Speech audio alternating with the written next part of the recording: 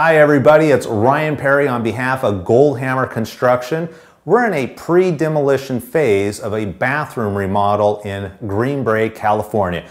Come on in, let me show you around and what we're doing. This is going to be a complete remodel. That means we're stripping everything out of here, including the shower and the tub. So with the tub gone, what that's going to do, it's going to give the homeowner more room to push the shower down, making it larger. Now with the empty space that the tub presents, they're going to put an armoire in there. Now if we take a look at where my hip is in relationship to the countertop. It's a little low. Countertop is coming out completely.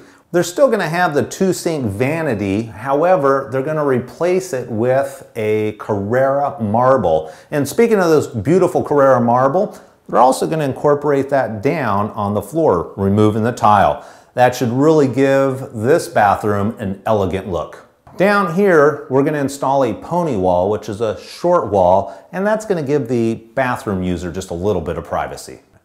The entire project we expect to take about 8 to 10 weeks, so we invite you to come back then when we do the after, and we'll show you the before and the after and the transformation that this bathroom has gone through. Take care, everybody.